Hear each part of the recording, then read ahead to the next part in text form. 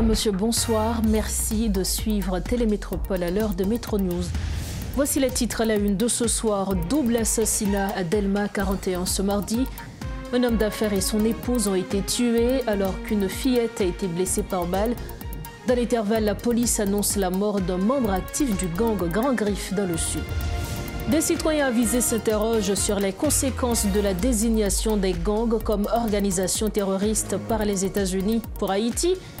Entre inquiétude diplomatique et incertitude juridique, la parole à Maître Price Cyprien sur les implications de cette décision américaine.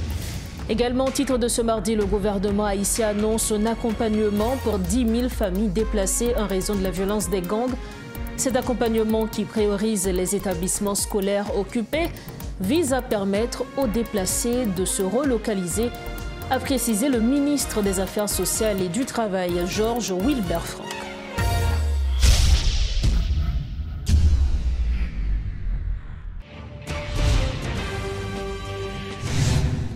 Bienvenue au développement des titres de l'actualité. Comme annoncé, l'homme d'affaires Baselé Renfort et son épouse ont été abattus ce mardi à Delma 41. Une fillette qui les accompagnait a été blessée. Elle a rapidement été transportée à l'hôpital pour y recevoir des soins. Les victimes circulaient à bord d'un véhicule lorsque des individus armés à bord d'une voiture non identifiée ont ouvert le feu. Les assaillants ont aussitôt quitté les lieux en direction du carrefour de l'aéroport selon des témoins. Par ailleurs, la police nationale continue de multiplier ses opérations contre les gangs. Jean Gardy, membre actif du gang Grand Griffe opérant à Savien, a été tué ce mardi lors d'un affrontement avec la police nationale d'Haïti à Akin, dans le département du Sud, selon les autorités. Une arme à feu a été saisie au cours de l'opération. Depuis la désignation des regroupements de gangs Vivre Ensemble et Grand Griffe comme organisation terroriste par les États-Unis, de nombreuses interrogations émergent quant à l'impact de cette décision, tant sur les criminels que sur le pays dans son ensemble. Alors que certains craignent qu'Haïti ne soit inscrite sur une liste rouge par les pays engagés dans la lutte antiterroriste, d'autres se demandent si cette décision aura un effet concret, à l'instar des sanctions du Conseil de sécurité de l'ONU contre les gangs armés. Bien que le Conseil présidentiel de transition ait salué cette désignation, les autorités haïtiennes n'ont pas encore officiellement qualifié les gangs d'organisations terroristes. Qu'en est-il du cadre légal sur cette question? Nous abordons ces points avec Maître Price Cyprien, professeur de droit pénal.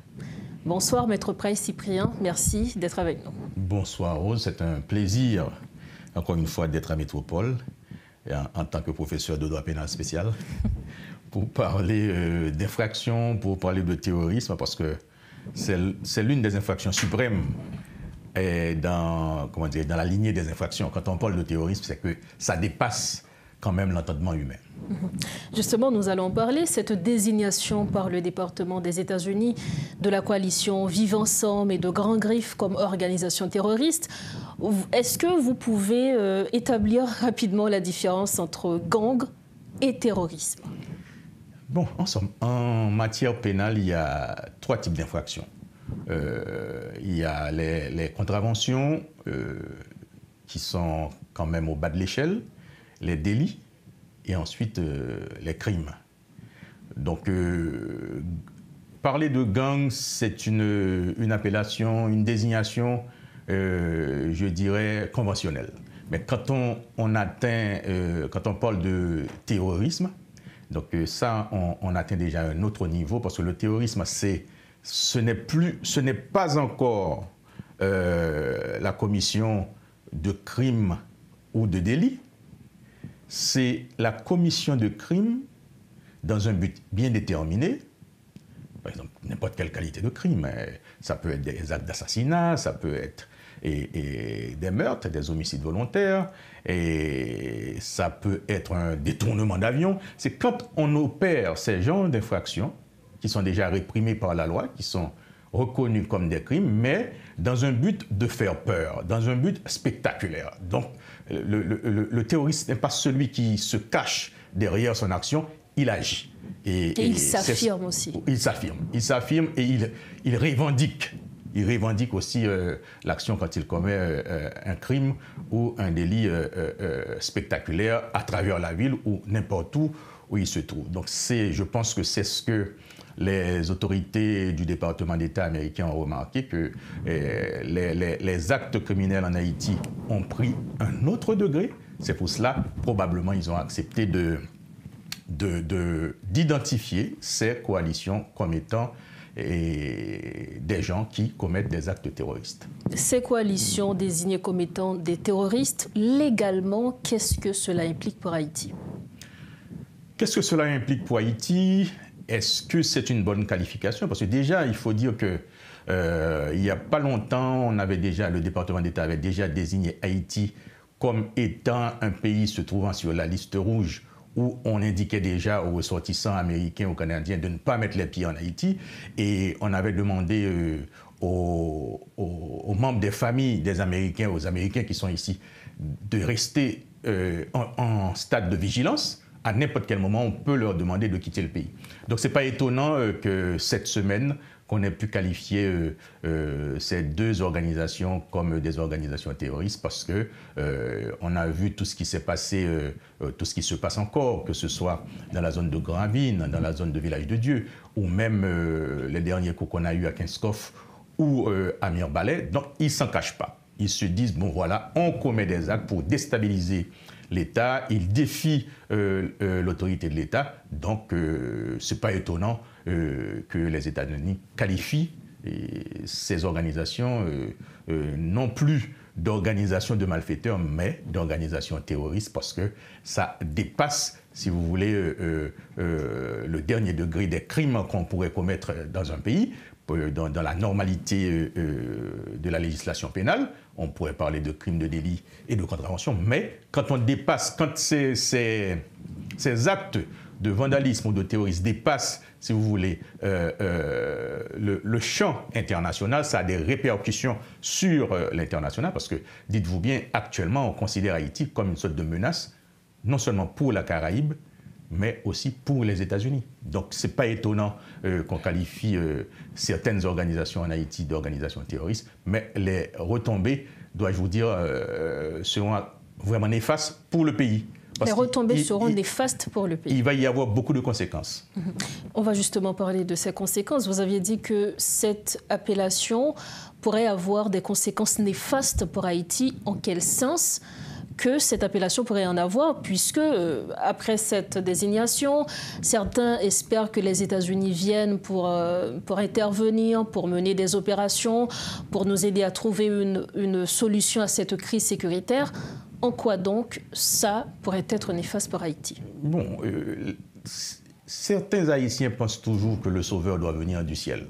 Donc il y a le Messie qu'ils considèrent comme les Américains qui doivent venir mettre de l'ordre chez nous. Il faut dire aussi que j'ai bien apprécié le discours du président Donald Trump quand il a dit « Aimez vos pays ». Si vous aimez vos pays, vous êtes des patriotes, donc protégez vos pays. Donc il reviendrait aux Haïtiens de protéger Haïti, de faire en sorte qu'il n'y ait pas de ces genres d'actes dans le pays, de ces genres de groupes terroristes dans le pays. Il reviendrait aux Haïtiens de faire le nettoyage chez eux.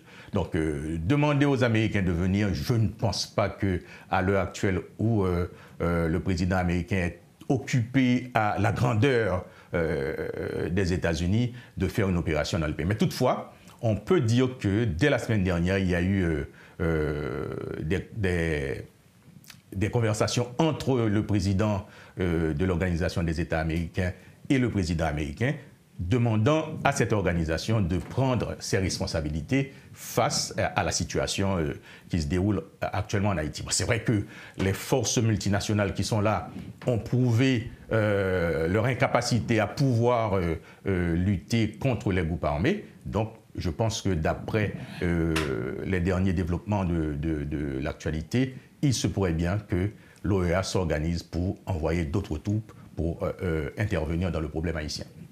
Maintenant, puisque nous ne sommes pas encore là, donc la situation elle est encore intenable en Haïti, Est-ce qu'on ne pourrait pas envisager plutôt des interventions directes de la part des États-Unis? Vu, vous l'avez évoqué, la mission multinationale n'arrive pas à donner des résultats concrets. Est-ce qu'aujourd'hui, cela ne pourrait pas être envisageable? Bon, moi, je dirais mieux. Moi, je pense que tout ce qu'on demande à l'international, ce n'est pas de venir faire le travail chez nous.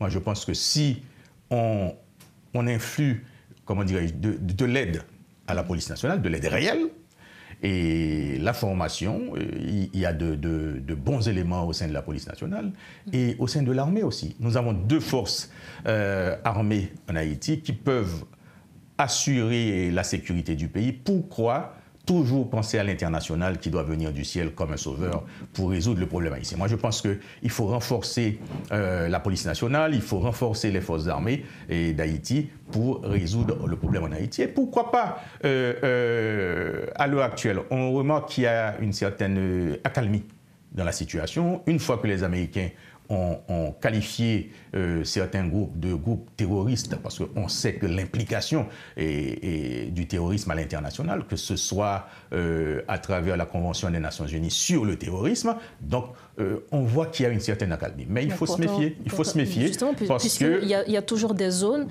des zones comme justement, qui sont toujours en difficulté. Voilà, à Savien notamment. À Savien, ouais. On a remarqué des gens qui fuient leur maison et par le fleuve pour aller vers où on ne sait même pas. Des gens qui ont perdu pratiquement leur repère, qui fuient pour aller soit à Saint-Marc, soit quelque part d'autre. De même, ce qu'on a constaté à Port-au-Prince, les camps des déplacés internes. Alors, je voudrais vous demander, vu cette appellation, Maître Cyprien, est-ce qu'il n'y a pas certaines lois, est-ce que nous n'avons pas certaines lois qui, justement, pourrait permettre ou empêcher les États-Unis, par exemple, de venir arrêter des membres de gangs ou certaines personnes qui sont complices avec les gangs?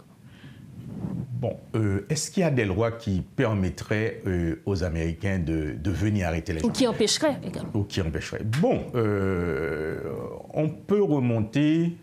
Par exemple, le terrorisme en Haïti n'est pas directement qualifié. Il n'y a pas vraiment une loi sur le terrorisme. Vous allez voir que les dernières lois sur le blanchiment des avoirs parlent de financement du terrorisme. Donc là, ce n'est pas directement... les actes de terrorisme, mais le financement. Donc les personnes qui sont complices. Voilà. On va, sur le plan légal, on va mettre les terroristes, car ils commettent des actes affreux sur les vies et des biens, on peut les mettre dans ce qu'on pourrait appeler, selon le code pénal haïtien, les associations de malfaiteurs. Donc il y a beaucoup de gens qui se réunissent en association pour commettre des actions, des exactions au sein de la République. Mais ce mot n'est pas trop faible aujourd'hui. Oui, c'est pour cela qu'on parle de terrorisme. Et il faut dire aussi que même s'il n'y a pas un acte, une loi qui porte directement sur le terrorisme en Haïti, mais Haïti a ratifié la Convention des Nations Unies sur le terrorisme. Donc une fois qu'on ratifie une convention, la convention fait partie du droit positif du pays. Donc à partir de là, on peut dire qu'il y a de la matière pour pouvoir sanctionner les actes terroristes en Haïti. Est-ce qu'il y a une convention, une loi qui permettrait aux Américains de venir les prendre comme on a l'habitude de le faire? Parce que vous voyez qu'à n'importe quel moment, la DIE peut venir arrêter des gens en Haïti et les transporter aux États-Unis pour être jugés.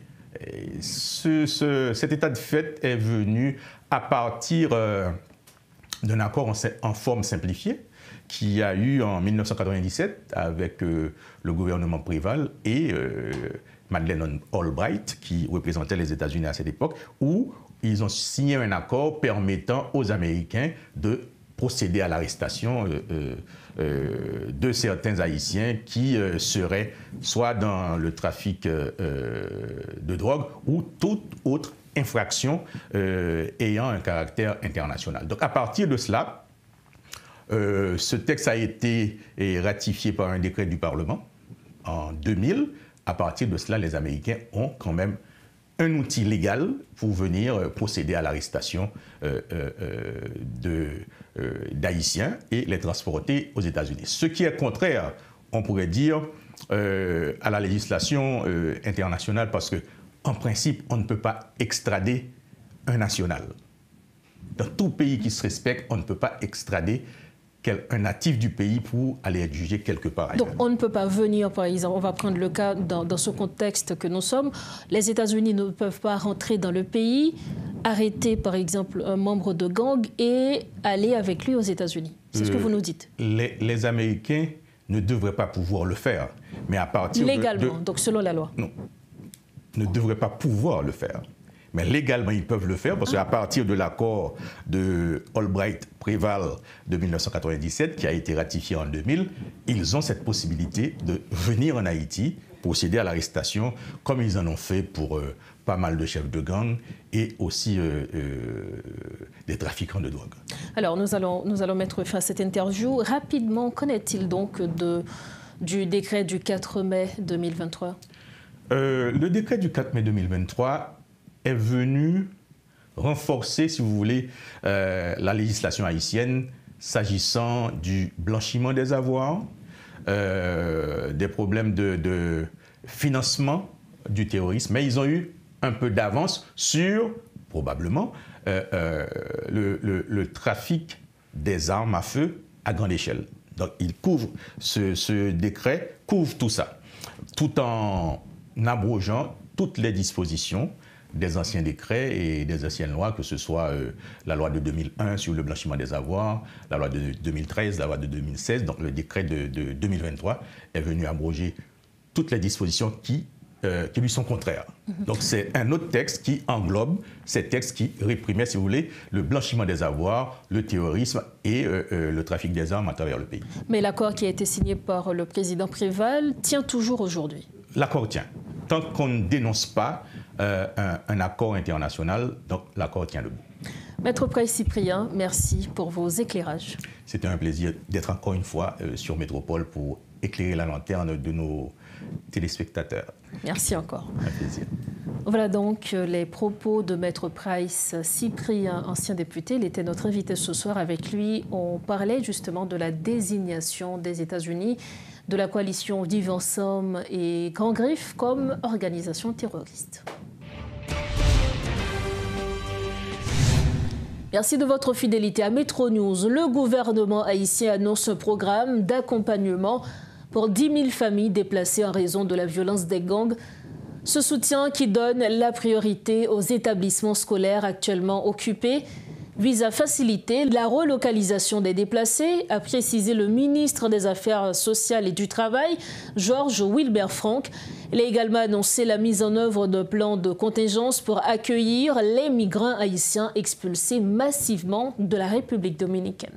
Pour relocalisation moun ki nan kan yo, gouvernement a déjà commencé travail sur ça.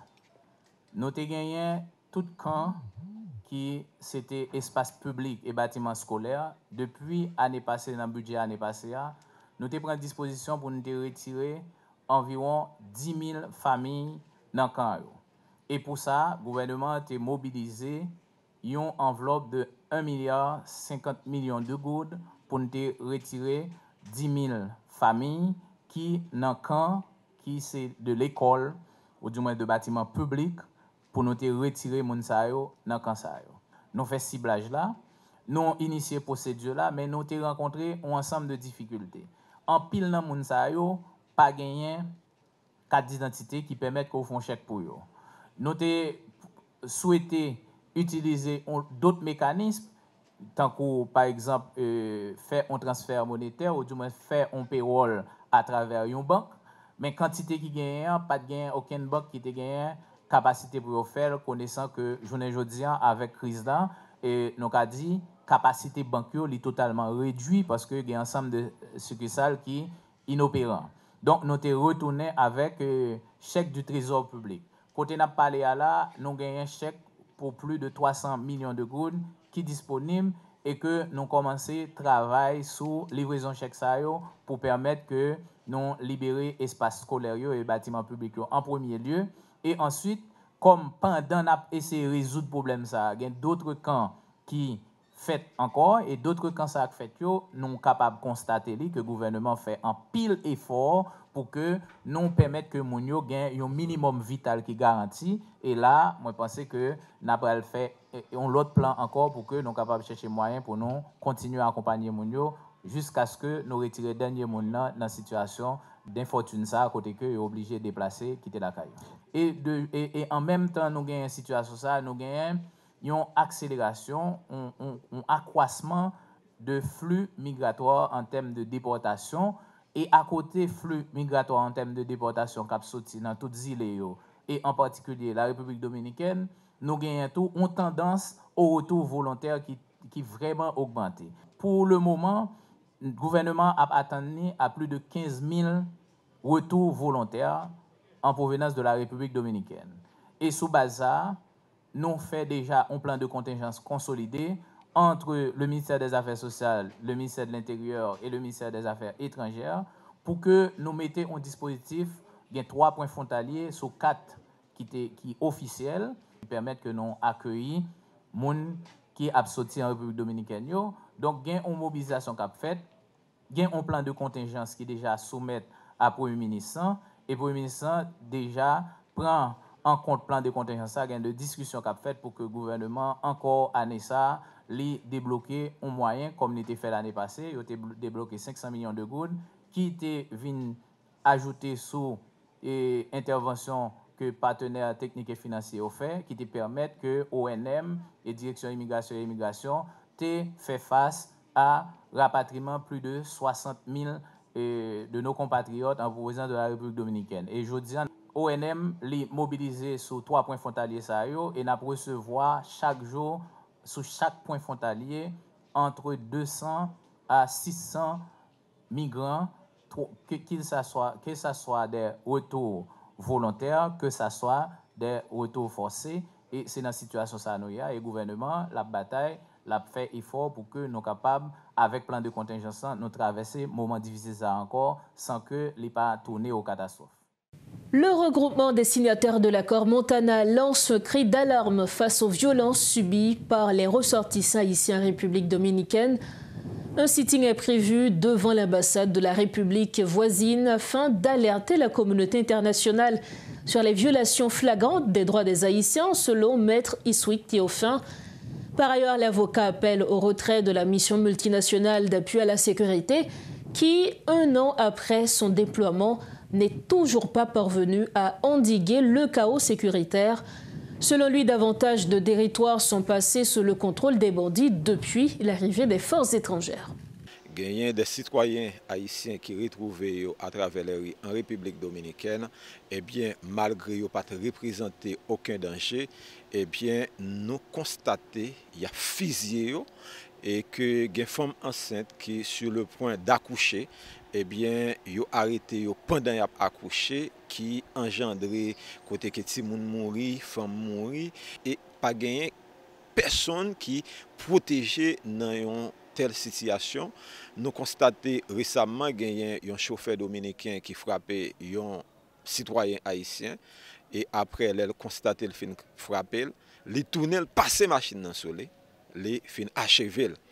Et l'État dominicain, le gouvernement dominicain, constitué comme un bourreau, comme un tyran, pour que yo vraiment disparaissent et traiter Haïtiens comme si c'était vraiment des esclaves. Nous révolter par rapport avec une telle situation et nous-mêmes poser tête nos questions par rapport avec qui importance consulat haïtien en République dominicaine, qui importance ambassade d'Haïti en République dominicaine, l'en constater c'est façon ça, c'est traitement ça il y a bail haïtien l'autre bord frontière.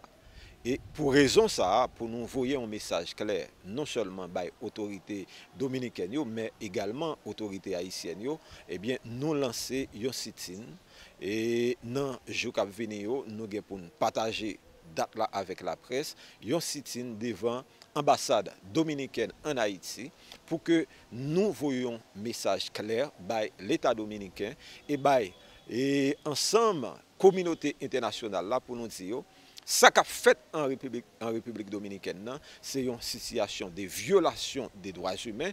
Eh bien, la République dominicaine, le gouvernement dominicain, l'État dominicain, les droits subit des sanctions internationales par rapport avec le traitement affiché à l'égard des citoyens haïtiens qui trouvent en République dominicaine, non pas pour y aller demander, mais pour y aller travailler, pour être capable de répondre avec besoin. Et nous dit l'État haïtien, si vous prend responsabilité en main, vous créé un espace vivable et que l'État dominicain te connaisse les que vous courez des haïtiens, l'État tourné dans le pays. Et l'arrivée dans le pays, l'État capable de garantir, l'État capable et pour reproduire les communes, il n'y a pas jamais affiché traitement ça à l'égard des Haïtiens en République dominicaine. Autre information, l'Office de la protection du citoyen a organisé ce mardi un atelier de sensibilisation sur le projet de documentation dans des cas de corruption en Haïti en présence de divers acteurs. Ce fut l'occasion pour le protecteur du citoyen, Jean-Wilner Morin, de qualifier la corruption de véritable agression contre la population et de violation de la confiance citoyenne. Il a souligné que la mauvaise gouvernance et l'impunité figurent parmi les principales causes de ce fléau qui gangrène la société haïtienne.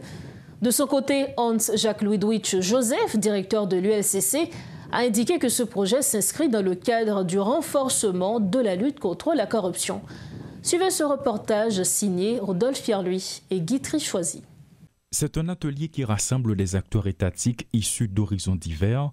La corruption est au centre des discussions, affirme le protecteur du citoyen Jean-Wilner Morin, qui se dit conscient de la conséquence de ce phénomène. La corruption est une forme d'agression envers la population.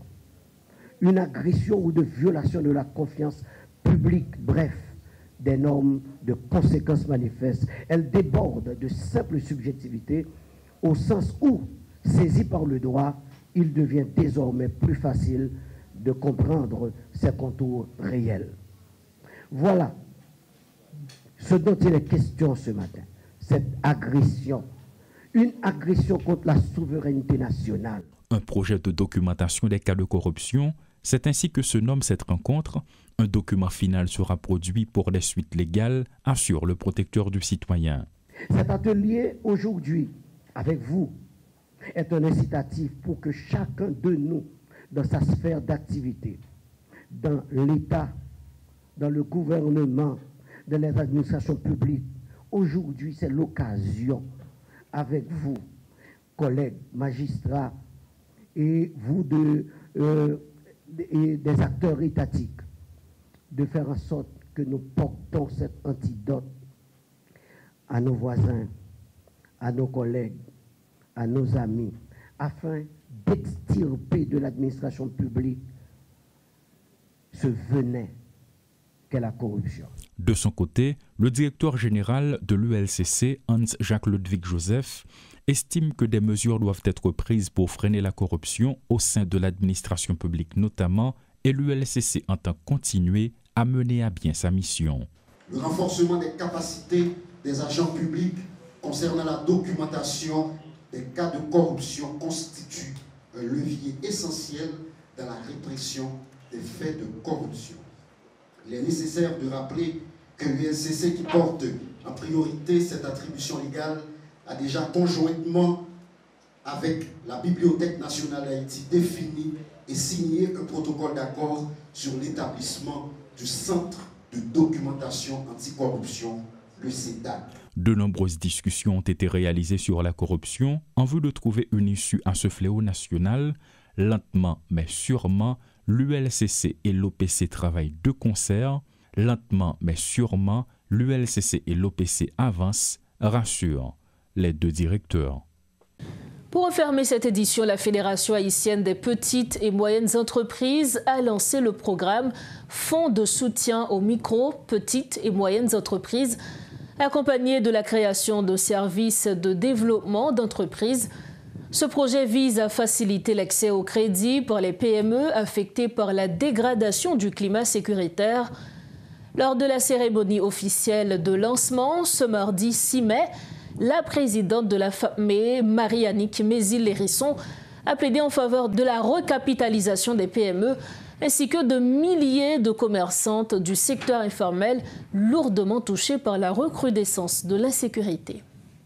En effet, nous citons l'absence d'une base de données permettant d'identifier les MPME et les catégoriser par branche d'activité, ce qui contribue fortement à la marginalisation de leurs membres. Nous comptons aujourd'hui seulement dans la zone métropolitaine de Port-au-Prince plus de 30 000 commerçants décapitalisés en attente d'un programme de refinancement. Il est donc urgent de comprendre qu'il s'agit ici de 30 000 familles, pères et mères, qui sont ruinés et qui ne savent plus à quel se faire pour se tirer d'affaire. La mise sur pied de ce projet d'appui au MPME et le service de développement des entreprises au sein de la FERPME entretiennent l'espoir que sous peu, on arrivera à offrir un accès à la récapitalisation graduelle de ces entreprises soumises à rude épreuve à cause de la violence inouïe des groupes criminels dans le pays. Il est important également d'attirer votre attention sur la nécessité d'intégrer formellement les MPME au sein du secteur haïtien des affaires pour leur formalisation. Classés dans la catégorie informelle, les MPME participent pourtant d'une manière ou d'une autre, qu'on l'admet ou non, dans le maintien de l'assiette fiscale nationale. Il s'avère important de redéfinir la politique monétaire par rapport au crédit. La politique fiscale, celle de la taxation, devra aussi être repensée. La politique budgétaire devra œuvrer à une meilleure orientation des dépenses de l'État en raison des besoins de chaque département et commune. Quant à la politique économique du pays, elle devra fixer une meilleure orientation qui tienne compte des besoins des agents économiques représentant plus de 70% du produit intérieur brut haïtien. En un mot, faut qu'à la rebatte. Nous ne sommes pas que des contribuables, nous sommes des acteurs et des piliers de cette économie que nous nous devons de rebâtir ensemble. Cette édition de Métro News touche à sa fin. Avant de partir, le rappel des principaux titres à la une de ce soir. Double assassinat d'Elma 41 ce mardi. Un homme d'affaires et son épouse ont été tués alors qu'une fillette a été blessée par balle. Dans l'intervalle, la police annonce la mort d'un membre actif du gang Grand Griffe dans le sud. Des citoyens avisés s'interrogent sur les conséquences de la désignation des gangs comme organisation terroriste par les États-Unis pour Haïti. Entre inquiétude diplomatique et incertitude juridique, nous avions reçu Maître Price Cyprien dans ce journal.